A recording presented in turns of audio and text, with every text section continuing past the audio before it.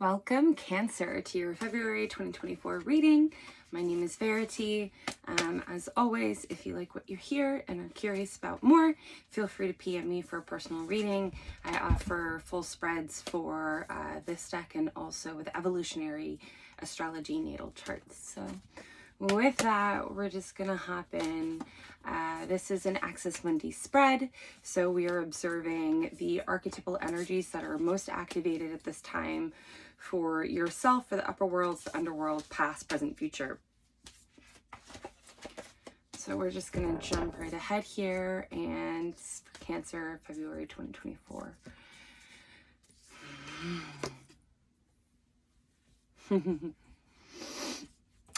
So we have the Bardo card. And for those who don't know, the Bardo is considered to be, well, you can describe it kind of as two places, but it's the same thing. So I'm going to give you sort of overlapping descriptions. But the Bardo is the liminal place. It is the place between places. It is your classic like limbo. However, there's many different levels to this place. It can also be considered the underworld, but again, because the underworld is considered to have multiple levels of it, this is considered one of them. The Bardo is where, depending on like what level, what area, if you will, you're in for the Bardo, this is where you can contact your ancestors. This is where you may do soul retrievals. There is a school of thought that says when you experience violence and trauma at the end of life, your soul can get basically fragmented, stuck, or frozen in the Bardo, not knowing that it's done or has unfinished business. And that's where you can get fragmented parts of the soul, ghosts, spirits, things like that. It's also where we do conflict resolution with our perpetrators, or maybe the village that got killed while you were, out picking berries or something and you feel like it's your fault. Like all of those kind of loose ends from other lifetimes exist in this space. And so yeah, that's kind of where the Bardo is represented. Through this card, you can see it looks like an eyeball and it's lined with a bunch of skulls. I love this because it's sort of, in order to have true sight, you have to be able to see the unseen, right? It's a portal card. And the skulls can represent like you and your multiple reincarnations in lifetime that come together to create the one vision of your soul or of you in this lifetime, in your experience. They can also represent different pieces of your soul that have been fragmented and left behind in different lifetimes or dimensions. And they can also represent your ancestors who are creating a sacred container for you of protection. It can represent all of the support that is in place for you that we don't often like recognize or walk with us like in this space, you know what I mean? Like unless you're super connected. So yeah, so that is that card. So, and in its light, I would say, yeah, it offers like wisdom, right? It offers solution. It offers like multiple perspectives so that you can navigate the different dimensions with more wisdom, right? But in its distortion, in its shadow, it is limbo. It is having those frozen pieces of the soul tripping you up, right, in this lifetime. So what I mean by that is like if in a past lifetime, let's say you went through the pain of giving birth to a child who was then taken from you and you were killed, or the child was killed in front of you for a sacrifice or something like that. Your dying thought might be, this pain is too great. I never want to be a mother again. Like I never want to experience this pain again. And then as a result, you set yourself up for infertility issues in this lifetime, or maybe you just don't like children and you never want a family. And we don't question these things because we don't realize that they're actually an echo memory from the past of trauma. So just to be aware that these can be holding patterns. It also can represent contracts that you've created between yourself and your higher self or others, where it might be, well, I'll never love again, or I'll never love anyone but this person, or I will put my needs before this person, or I'm taking vows of chastity or vows of poverty. And again, these contracts have a ripple effect into this lifetime, where now all of a sudden you have sexual issues, or you're not able to make money because there's a self-worth issue, or because of this contract that exists. And so I would say the medicine bundle for this is insight into like diving into that emotional space, into those depths, into that realm, and asking the ancestors and the guides who are willing to work on your behalf of highest good and light. That's always really, really important that we put those parameters, because otherwise we can just invite any helpers in, and not every helper is a helper, right? There's a lot of tricksters, there's all that stuff. So I would just always frame it with those who are working on behalf of my highest of good, of love and light. And that way we can go into this space and reclaim some of our agency and our power through clearing up these contracts with other souls, with other vows that we've created, with trauma patterns. And I would say too, especially for you Cancer, as this water sign, as this emotional bow, if you will, you have an affinity as a water sign to go deep into the womb, into your ancestral lineage, and contact your helpers, contact your ancestors, and allow them to guide you through these realms so that you can,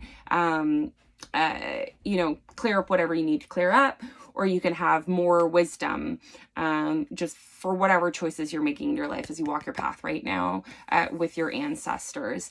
Cancer and Capricorn are on a polarity axis in astrology, and they represent lineage, they represent ancestors.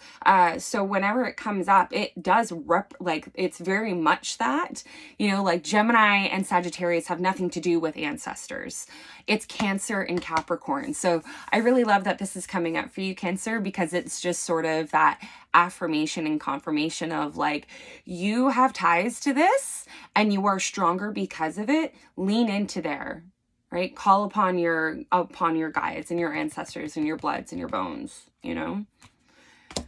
So yeah, that's our first, we're going to do this, is this upper world or lower world?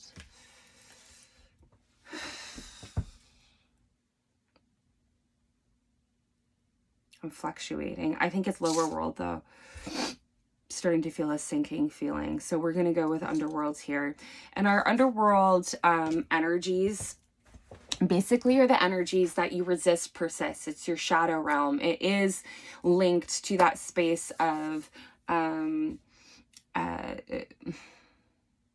subconscious. It's kind of running us. It's creating chaos and wreaking havoc in our life in ways that we don't really understand because it's our blind spot. Oh, interesting. And the card we have here is the riddle. So more black and white. Yeah, opposed to, like, there's less color in this one than there is in this one. It's a bit more arid, and we've got the like triangle, 3-point trinity knot, whatever you call that, which is the snake. And the snake always shows up for deep transformation. It is the sign of like death and rebirth. It is typically associated, I think, with Pluto in the 8th house. And your 8th house and Pluto is the underworld. It is Hades. It is God of hell, if you will. And so, yeah, I feel like that's just like double confirmation again that this is showing up in the underworld position. You've got a couple of stars in each of these segments, and then yeah, like 2 hands reaching out and then 2 hands holding. So the thing about the riddle is that I feel like it's more of a paradox, it feels like it's the unanswerable question. And so I think that's what it is. It's the question why. It's the question why Cancer can, as an archetype, have a tendency to be overly attached to the past, overly attached into an emotional space. And every archetype has its, light and its distortion. So I certainly don't mean that you are, in any way worse or something than any other archetype.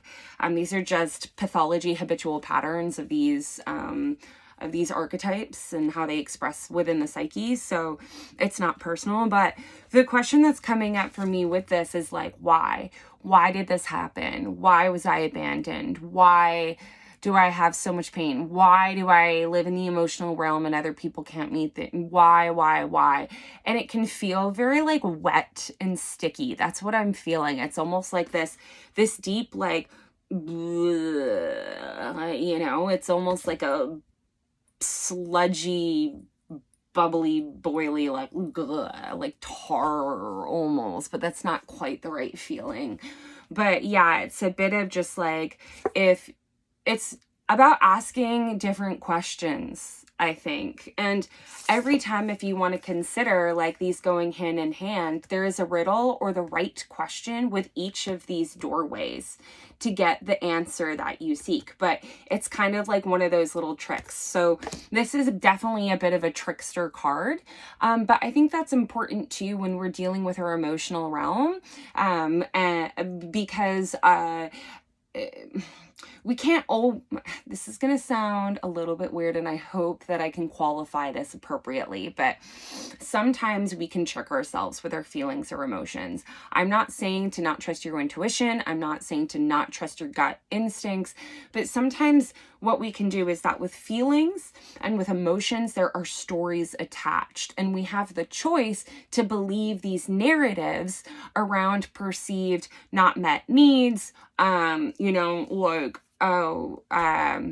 taking things personally. Like, we have an attachment that happens to these stories as a result of our feelings or emotions having a response, right? Like, we have an emotional or feeling response to something because it feeds into a trigger, because it feeds into a narrative that feeds into an unmet need or value, right?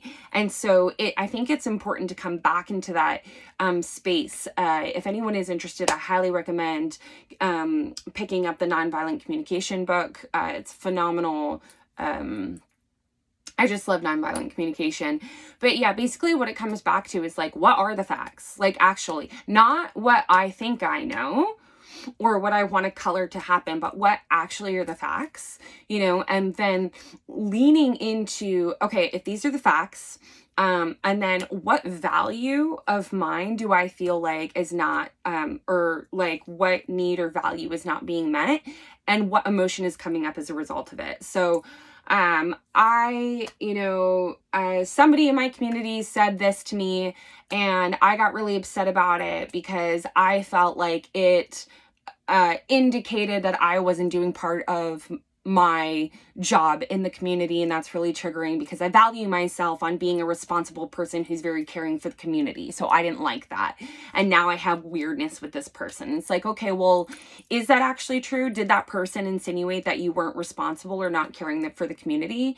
Maybe they just had a lack of word, like not a great choice of words. And so either knowing that, you can let that slide, or if it really was hurtful and important to you, maybe having a conversation with that person about why that wording was hard for you and triggering. And then there's a meeting of needs, vulnerability, courage, and shadow, right?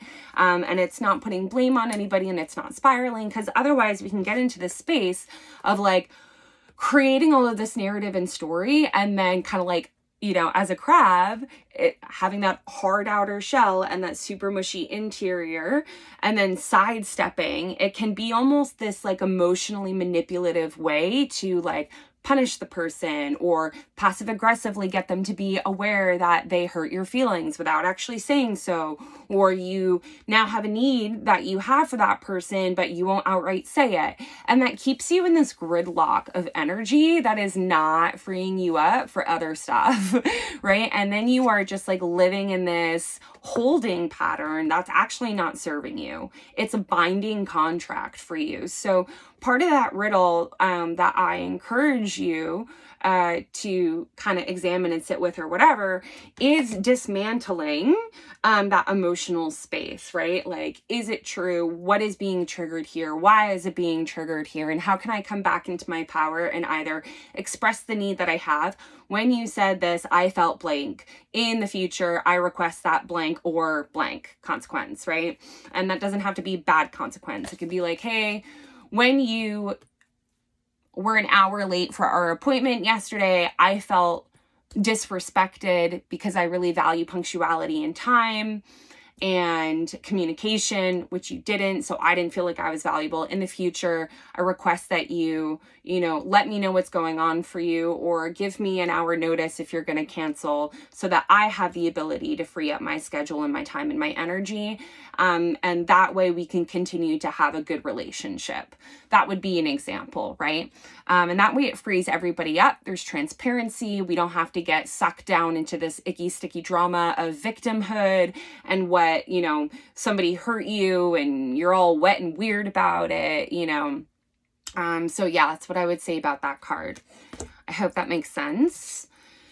For the upper world, that's so funny. This happened yesterday. We have the box. Which is very much represented by Capricorn, which is the polarity point of Cancer. And Capricorn is the box that we put ourselves in, for better and for worse, right?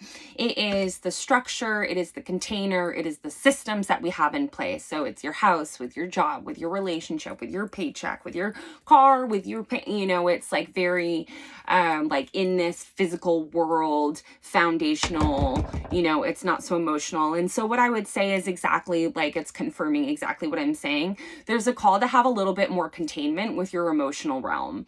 And that doesn't mean not to feel your feelings, but there's a certain amount of so Cancer being water and Capricorn being earth, the earth creates the container and the shape for the water so that it can take shape, right? So just as much Capricorn being dry and barren in its earth needs the emotional realm of Cancer to soften and to be in the heart of compassion and grace and emotional intelligence and maturity. Cancer needs that structure and earthness of Capricorn so that it can be held and have containment, so that that emotional realm's not just like spilling everywhere and drowning everybody that it touches, right? I hope that makes sense. And it's a lot of light colors here. Spirit is everywhere here. So I feel like that's just confirmation of like, yes, this is this is where you want to go. Also, yeah, and just there's like, with any of these archetypes, there's a million places you can go with it. But again, it's in the upper world. So these are the forces that are in your corner helping you no matter what. I would also just say remain curious. The box can represent Pandora's box, which I know has this sort of like warning to it. But again, because it's in the positive energies, I want to go with curiosity, because in Pandora's box, yes, she, unleashes all of the evils of the world. That's one interpretation of that story. But the other side of that interpretation is that in order to be whole and not be run by our underworld, that is, denial, and what you resist persists without your entire, conscious permission or whatever. If you remain curious and allow that box to open, even if you're unleashing demons, and whatever, at least they are now being known so that they can be dealt with, so that they can come back into integration and wholeness. So they're not actually ruling you and your life in a like archetypal possession way that you're not entirely like agreeing to, if that makes sense. So curiosity again about like, well, why are these emotions coming up, and what stories do I have around this, and is it creating safe containers for me in my life, or am I allowing this to am I dipping into patterns of emotional dependency, emotional manipulation? am I taking on too many, am I taking on too much of other people's emotions? Like maybe that's the issue, is that because you have so much empathy and emotional capacity, you're holding too much space for other people. And this is saying, hey, you know what? A lot's going on. You need to create the container to hold yourself in first, right? Yeah. I hope that makes sense. So next card is in the place of the past. We've got warrior. I love this card.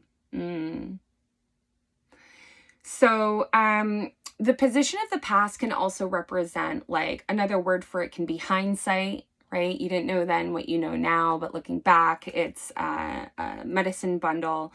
It can literally be the past of this lifetime or past lifetimes. It can also be the energetic holding space of the past. And that's how I'm really feeling into these particular readings this time around for all of the signs that I've done so far. For whatever reason, it feels more like a holding container.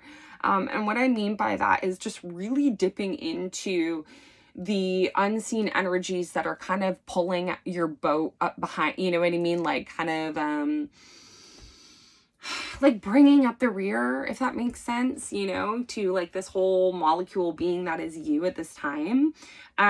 Keep in mind that Cancer is a cardinal sign. It's considered a defensive sign. Just like Capricorn is considered a defensive sign, Scorpio is a defensive, Aries is a defensive sign. And so yeah, so I find it interesting that the warrior is here. Maybe you're feeling like there's just a lot of conflict that has been happening. Maybe you feel like there's a whole trail of like dead bodies behind you. And whatever it is, whether that is yours or not, I think there's maybe some work there in defining, like, taking accountability for, like, yeah, your part in each of these conflicts and each of these stories, and burying the dead that need to be dead with respect and honor, but also not allowing yourself to take on the responsibility, like the emotional accountability for all of the dead on the battlefield, right? Because it takes two to tango, but there's a real strength and empowerment and knowledge in knowing what your place was within conflict, where you showed up maybe not great or good, you know, and feeling strong and walking with that so that you're not easily like emotionally swayed by other parties in it. Yeah, I hope that makes sense. There's a bit of a wounding also that I'm feeling that's coming up. Having, just wounding around conflicts that have been happening either recently or just throughout life. I mean, life is hard. And there's some amount of taking time to not lick your wounds in a coddling your victim victimhood narrative, but putting actual honey, you know, medicinal honey salve on the wounds so that they can heal, and you can appropriately show up in your conflicts, in your relationships, not lashing out in that sideways aggressive way that we talked about, because there is no need to sidestep and manipulate and be covert anymore, because you have faced the past, you have faced the demons, you have faced the battlefield, and you have done the work to say, you know what, this is where I could have done better, and I'm going to take, responsibility for that. But over here, this one was you, and I'm not going to pick that up and carry that. You know, and working with that Ho'oponopono prayer is my favorite. I'm sorry, please forgive me, I love you, thank you. And we say that to ourselves and to those that we have hurt, and in every situation. And I think when you do that, when you're able to come into that right alignment with your warrior, there's a lot more integrity. And I love it because the two cards, like both of these cards, have all of the spirit colors in there. And so again, this is the past and this is in the cosmic help. So that shows me that there's definitely a connection here. It's like there's definitely a cosmic order and healing and stuff around that warrior lifetime energy ancestors. And so again, it's like you can walk with transparency, honesty, and integrity as you manage your relationships and conflict, because you've done that work and you've given yourself that grace. And now we're not getting tripped up on all of these emotional triggers because we've dealt with them appropriately, and we know where they come from and where we can shift and adjust as a result, and where maybe we need to stand up for ourselves and defend our boundaries, right? And then finally, in the card of the future, we have the shaman. I love it. Yeah. So yeah, I'd say it's pretty obvious, especially where we have it next to the bardo also. I love this because it's like, in the past, we were a warrior, either, you know, in our distorted form, or we're learning how to carry that forward in a right way, so that we can go forward in all of our multi-dimensions, our lives, and clean up what we need to clean up, bury the dead, if you will, have conversations with the ghosts that are haunting you from the past, and make amends, reconcile with people that you have hurt and they have hurt you. And this doesn't have to be a direct face-to-face conversation. Some people are dead. Some people are better left alone. You can write a letter and burn it. You can sing a song to the moon and shout it out. You can write it on a piece of paper and tear it up and throw it in the river. Whatever it is for you that makes, that helps you consult, like reconcile and confront maybe these ghosts of the past, and actually honor them and bury them. And in that, you're creating that warrior strength, right? You're facing those who have wounded you, and you've wounded them on the battlefield of life, right? And when you do that, now you have freed yourself and you have reclaimed the parts of your soul, the parts of your contracts, and all of these things. And now you're in this space of actually wielding magic from a place of empowerment. Remember too, the shaman is a traveler between dimensions and the underworld and the upper world. Again, the shaman has like this passport and has enough experience now and wisdom to know that, like, kind of like when we travel to different countries, you have a passport and you ask for a guide or whatever because you don't speak the language and you don't know the land and you don't know the money, you don't know what's around. Like, you usually get someone to help you with that. And that's the shaman, right? Like, there's enough knowledge now and wisdom and how to wield the alchemical magic of these dimensions, right? And asking, like, hey, I'm about to go somewhere I'm not familiar with. I'm asking for, you know, a tour guide. I'm going to be humble and say, I don't know where I'm going, but here's my mission. And it's bathed in, you know, the ooey gooey beautiful intention of my soul's evolution for the highest of love and light, everything held within the violet flame of Saint Germain. And as you move forward, you can help morph and shed and do the work for your soul that is necessary. And as you do that, you help to change the collective soul's healing. And when you do that, you can also help others along, right? There's this hand reaching out and towards the snake, again, another snake of transformation, of great depth, of great healing. And Cancer, you're so emotional and you're so intuitive and you're so tapped in that, of course, you have this ability, right, to lead others and in that depth. So I love this for you. We're just going to choose a chakra card. Just asking for the affirmation for Cancer for February 2024. That is in the highest good to be made aware of during this time. Cancer, February 2024. That's it. Okay. So good for you. So it's heart chakra, and I'll show you the card. And so it says, the release. I acknowledge and bless my dependence, neediness, or jealousy.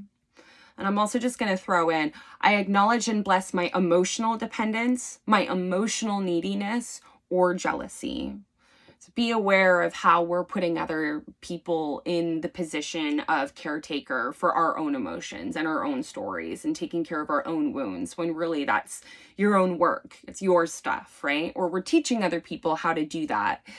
The renewal is, I tend to my inner child with unconditional love and acceptance. Yeah, absolutely. It's like these are really challenging things to do, you know? And if in any moment I came across as judgmental or, you know, or any of it, like it's not my intention. We all have our work to do and it's all hard. All of us have a lot of nasty crud to walk through, right? And so yeah, having more love, not less. I love Matt Kahn. He says that all the time.